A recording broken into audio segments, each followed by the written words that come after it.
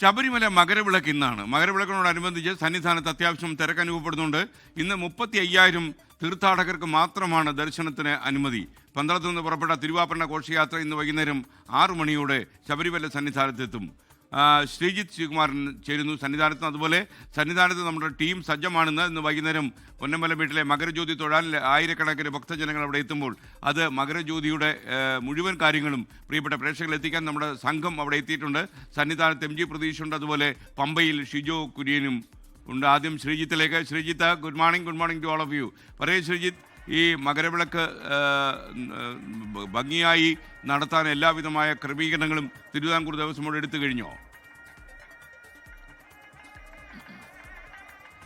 തീർച്ചയായും Thiruvithamkoor Devaswom board president K Jayakumar sir അദ്ദേഹം ഇവിടെ തന്നെ ക്യാമ്പ് ചെയ്യുകയാണ്. 2 ദിവസമായി അദ്ദേഹം ഇവിടെ തന്നെ ഉണ്ട്. കണ്ടില്ലേ, പൊന്നമ്പലമേട്ടിൽ മകരവിളക്ക് തെളിയുമ്പോൾ അതിനപ്പുറത്തേക്കുള്ള വലിയ സൗന്ദര്യം സന്നിധാനത്ത് ആവാഹിച്ചു കഴിഞ്ഞു. അല്ലെങ്കിൽ അതിന് വേണ്ട പുഷ്പാലങ്കാരമൊക്കെയായി സന്നിധാനവും ഒരുങ്ങി കഴിഞ്ഞു. നേരത്തെ SKN സൂചിപ്പിച്ചതുപോലെ ഹൈക്കോടതിയുടെ ഉത്തരവാണ് 35,000 പേർക്ക് മാത്രം ഒരു ദർശനം ഇന്ന് അനുവദിക്കുകയുള്ളൂ എന്നത് ഹൈക്കോടതിയുടെ ഉത്തരവാണ്. ആ ഹൈക്കോടതിയുടെ ഉത്തരവ് അനുസരിച്ചാണ് പ്രവർത്തനം ഇപ്പോൾ നടത്തിക്കൊണ്ടിരിക്കുന്നത്. അതിന് വേണ്ട സുരക്ഷാ സംവിധാനങ്ങളൊക്കെ ഒരുക്കിയിട്ടുണ്ട്. 30,000 പേർക്ക് വെർച്വൽ ക്യൂവും 5,000 പേർക്ക് സ്പോട്ട് ബുക്കിംഗും എന്നൊരു കണക്കാണ് ഉള്ളത്. അതിൽ കൂടുതലായി കഴിഞ്ഞാൽ ഹൈക്കോടതിയിൽ ദേവസ്വം ബോർഡും സർക്കാരും മറുപടി പറയേണ്ടി വരും. അതിനപ്പുറത്തേക്ക് ഏതാണ്ട് ഇന്നലെ വന്ന നമ്പർ 1,15,000 പേർ എന്ന നമ്പറാണ് വന്നത്. അതിൽ ഏതാണ്ട് ഒരു 80,000 അല്ലെങ്കിൽ 70,000 പേരെങ്കിലും സന്നിധാനത്ത് തന്നെ തമ്പടിച്ചിരിക്കുകയാണ്, പർണശാലകളൊക്കെ കെട്ടിക്കൊണ്ട്. ഇപ്പോഴും ദൃശ്യങ്ങളിൽ കാണുന്നത് തിരക്കൊഴിയാത്ത സന്നിധാനത്ത് നടപ്പന്തലാണ്. ഇനി അയ്യപ്പനെ തൊഴുതിന് ശേഷം ഈ ആളുകളും ഈ അയ്യപ്പ ഭക്തരും ഇവിടെ തന്നെ തുടരുന്ന ഒരു സാഹചര്യമാണ് നിലവിലുള്ളത്. എന്തായാലും സന്നിധാനത്തെ ഒരുക്കങ്ങൾ പൂർണ്ണമാണ്. നേരത്തെ സൂചിപ്പിച്ചതുപോലെ തന്നെ അമ്പലപ്പുഴ പേട്ട സംഘം ഇന്നലെ എത്തിക്കഴിഞ്ഞു. പേട്ട തുള്ളിക്കൊണ്ട് അവർ ഇന്നലെ എത്തിക്കഴിഞ്ഞു.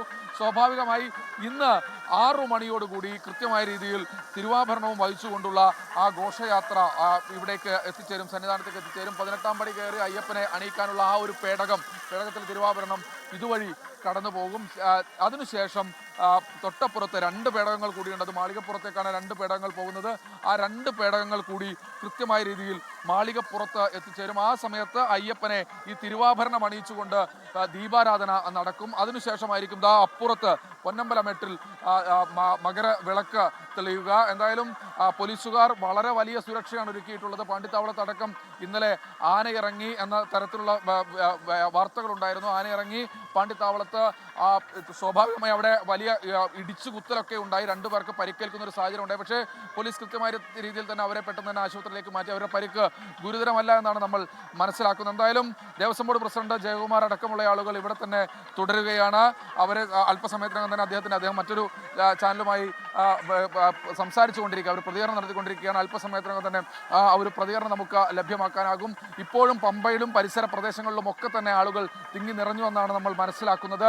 ഈ വരുന്ന വഴികളിലെല്ലാം തന്നെ ഈ മല കയറാൻ കഴിയാത്തൊരു സാഹചര്യമുണ്ട്. അവിടെയൊക്കെ പോലീസിന്റെ കർശനമായ ഒരു നിർദ്ദേശം ഈ മേഖലയിലൊക്കെ തന്നെ നിലവിലുണ്ട്. എന്തായാലും ദേവസ്വം ബോർഡ് എല്ലാ ക്രമീകരണങ്ങളും ഒരുക്കി കഴിഞ്ഞു. പക്ഷേ ശബരിമല ഒരു കാനന ക്ഷേത്രമാണ്. ഇവിടേക്ക് വരുന്ന ഭക്തരുടെ എണ്ണത്തിലും അവരുടെ സൗകര്യങ്ങൾ അവർക്ക് നൽകുന്നതിലും ഒക്കെ ഒരു പരിമിതി നിലവിലുണ്ട്. എന്തായാലും അതെല്ലാം തന്നെ മാറ്റിവെച്ചുകൊണ്ട് പരമാവധി സൗകര്യങ്ങൾ ഒരുക്കി കൊടുക്കാൻ കഴിഞ്ഞു എന്നാണ് ദേവസ്വം ബോർഡ് ഈ ഒരു ഘട്ടത്തിൽ വിലയിരുത്തുന്നത്.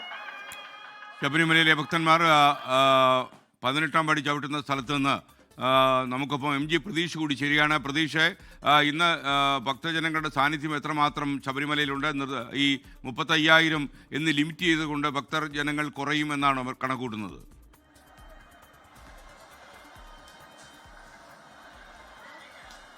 SKN സന്നിധാനമെങ്ങും ശരണം വിളികളാണ്. ശരണമന്ത്രങ്ങളാൽ മുഖരിതമാണ് സന്നിധാനം. ഈ മകരസംക്രമ ദിവസം അയ്യപ്പ ദർശനത്തിനായി തീർത്ഥാടകരുടെ വലിയ നിര ശബരിമല സന്നിധാനത്ത് ഉണ്ട്. ഇന്ന് വൈകുന്നേരം 3:08 മകരസംക്രമ പൂജ നടക്കുന്നത്. സാധാരണഗതിയിൽ രാവിലെയാണ് പൂജ നടക്കാറുള്ളത്. ഇത്തവണത്തെ ഒരു പ്രത്യേകത കൂടിയാണ്. ഉച്ചയ്ക്ക് ശേഷം മകരസംക്രമ പൂജ നടക്കുന്നത്. അത് പ്രമാണിച്ച് 2:45 കൂടി തന്നെ ഇന്ന് ഉച്ചയ്ക്ക് ശബരിമല നട തുറക്കും. 3:08 മകരസംക്രമ പൂജ ആരംഭിക്കും. ക്ഷേത്ര മേൽശാന്തി ഇ ഡി പ്രസാദ് നമ്പൂതിരിയുടെയും ക്ഷേത്ര തന്ത്രിയുടെയും കാർമ്മികത്വത്തിലായിരിക്കും മകരസംക്രമ പൂജ നടക്കുന്നത്.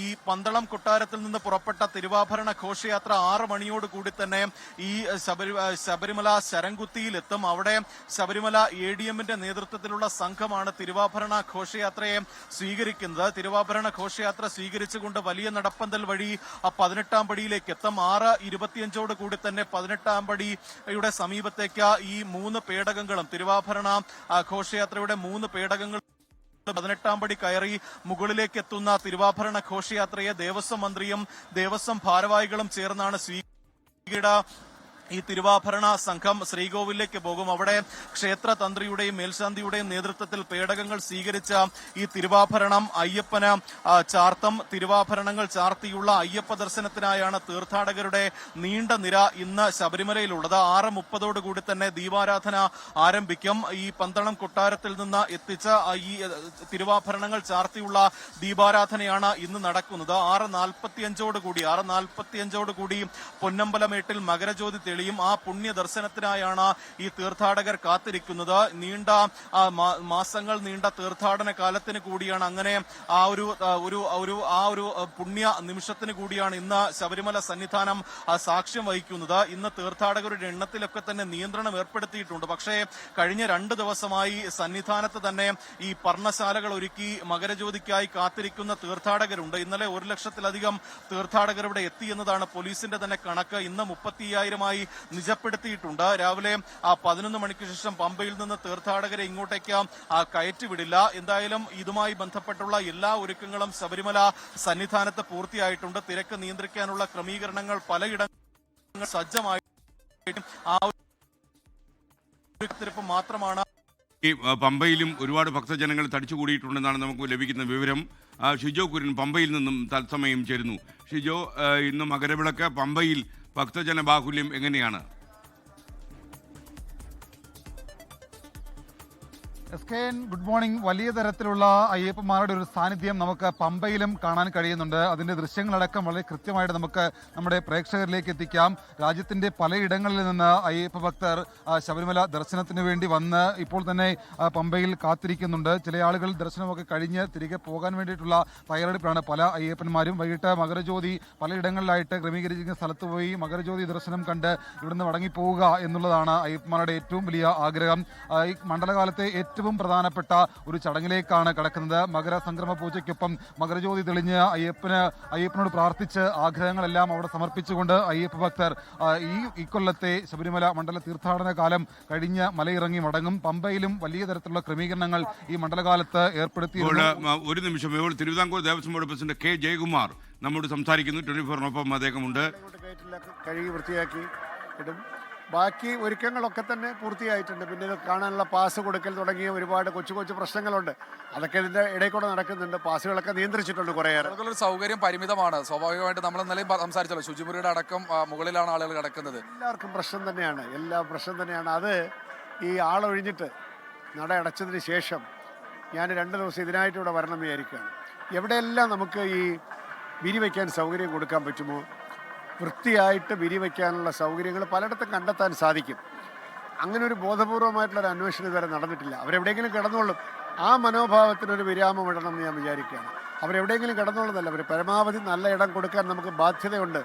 ഇവിടെ ചെയ്യുന്ന ഓരോ പ്രവൃത്തിയും ഇവിടെ വരുന്ന സാധാരണക്കാരന് വേണ്ടി. സാർ ഇന്നലെ വളരെ വലിയൊരു പ്രഖ്യാപനം നടത്തി. കേരളത്തിലെ ഭക്തരും അതുപോലെ തന്നെ ആളുകളൊക്കെ ഏറ്റവും ഉറ്റുനോക്കിയത് സ്പോൺസർമാരെ നിയന്ത്രിക്കുമെന്ന തരത്തിൽ. ഞാൻ വളരെ കൃത്യമായിട്ട് ഞാൻ ഈ മറ്റു കാര്യങ്ങൾ പറഞ്ഞതിനൊക്കെ പരിമിതിയുണ്ട്. പക്ഷെ ഇക്കാര്യത്തിന് ഒരു പരിമിതിയില്ല. അതിനകത്ത് യാതൊരു വിരോധവുമില്ല. കൃത്യമായിട്ട് ദേഷ്യം തോന്നിയാലും കുഴപ്പമില്ല. എന്താ നമ്മൾ ഈ അധർമ്മം കാണിക്കുന്നതിൻ്റെ ദേഷ്യം കൊണ്ട് നമുക്കെന്ത് കാര്യം? ഇവിടെ ധർമ്മശാസ്ത്രമാണ് ഇവിടെ ഇരിക്കുന്നത്. ഈ അയ്യപ്പൻ്റെ മുമ്പാകെ വന്ന് ഒരു കള്ളത്തരവും കാണിക്കാൻ നമ്മൾ അനുവദിക്കില്ല.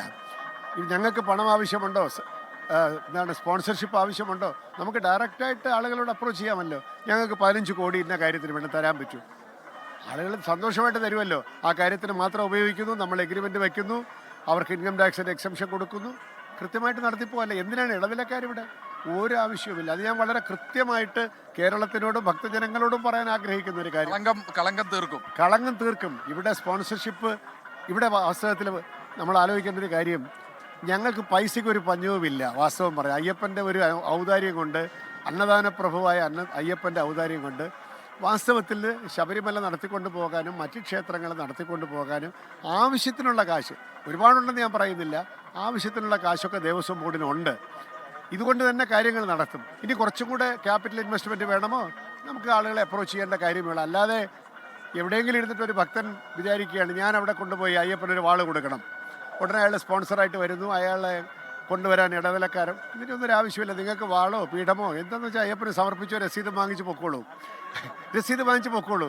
അതല്ലാതെ സ്പോൺസർ എന്നുള്ള മേൽവിലാസത്തിൽ ഇതിൻ്റെ പേരിൽ പിരിവ് തുടങ്ങി ഒന്നും അനുവദിച്ചിട്ടില്ല.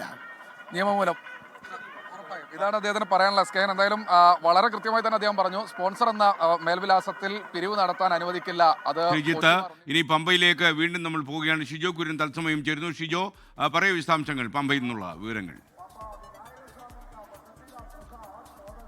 SK നേരത്തെ സന്നിധാനത്ത് നിന്ന് പ്രതീക്ഷയും ശ്രീത്തും പറഞ്ഞതുപോലെ തന്നെ ശരണമന്ത്രങ്ങളാൽ മുഖരിതമാണ് സന്നിധാനവും പരിസര പ്രദേശങ്ങളും എന്ന് പറയുന്നത് അങ്ങേയറ്റം ശരിയാണ്. പമ്പയും പമ്പയോട് ചേർന്നുള്ള സ്ഥലങ്ങളിലും ശരണമന്ത്രങ്ങൾ മാത്രമാണ് നമുക്ക് കേൾക്കാൻ കഴിയുന്നത്, അയ്യപ്പന്മാരെ മാത്രമാണ് കാണാൻ കഴിയുന്നത്. അങ്ങനെ അത്തരത്തിൽ യാതൊരു കുഴപ്പങ്ങളും കൂടാതെ, മറ്റ് അനിഷ്ട സംഭവങ്ങളൊന്നും കൂടാതെ ഏറ്റവും ഭംഗിയായിട്ട് മറ്റൊരു മണ്ഡലകാലം കൂടി അവസാനിക്കുകയാണ്. അയ്യപ്പ ദർശനം നടത്തി മകരജ്യോതി കണ്ട് അവരുടെ ആഗ്രഹങ്ങളെല്ലാം അയ്യപ്പന് മുമ്പിൽ സമർപ്പിച്ച് പുതിയൊരു പ്രാർത്ഥനയും ലക്ഷ്യത്തോടും കൂടിയും അയ്യപ്പൻ ഇവിടുന്ന് ഈ മണ്ഡലകാലം പൂർത്തിയാക്കി മടങ്ങുകയാണ്. ഇപ്പോൾ നമ്മൾ ഈ ദൃശ്യങ്ങളൊക്കെ കാണുന്നത് കുഞ്ഞയ്യപ്പന്മാരും മാളികപ്പുറവും മറ്റുള്ള മുതിർന്ന അയ്യപ്പന്മാരെല്ലാം വിരിവെച്ച് കിടന്ന വിരിപ്പന്തലുണ്ട്. അതിനപ്പുറത്തേക്ക് ഒരു ഉച്ചയോടുകൂടി രാവിലെ 11 മണി മുതൽ മാത്രം 11 മണി വരെ വരുന്ന ആളുകളെ മാത്രം, ഏകദേശം 5000-ൽ താഴെ ആളുകളെ മാത്രമേ 11 മണിക്ക് ശേഷം 11 മണിക്ക് മുമ്പ് വരെ പമ്പയിൽ നിന്ന് സന്നിധാനത്തേക്ക് കയറ്റി വിടുകയുള്ളൂ.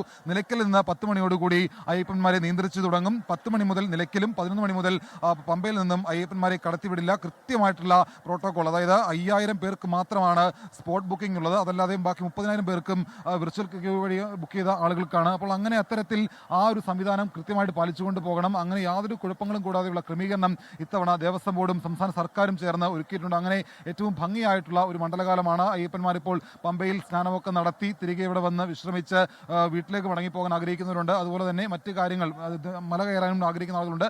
അങ്ങനെ മകരജ്യോതി ദർശനത്തിനായിട്ട് കൃത്യമായിട്ടുള്ള സ്പോട്ടുകൾ തയ്യാറാക്കി ക്രമീകരിക്കുകയും ചെയ്തിട്ടുണ്ട്. SK. Okay, thank you Shijo Kurian. ലോകത്തെവിടെയായാലും ഏത് സമയത്തും 24 വാർത്തകളും ഓഗ്മെന്റഡ് റിയാലിറ്റി പാക്കേജുകളും എക്സ്പ്ലെയിനറുകളും വിശദമായി കാണാൻ ഞങ്ങളുടെ യൂട്യൂബ് ചാനൽ നിങ്ങൾക്ക് സബ്സ്ക്രൈബ് ചെയ്യാം.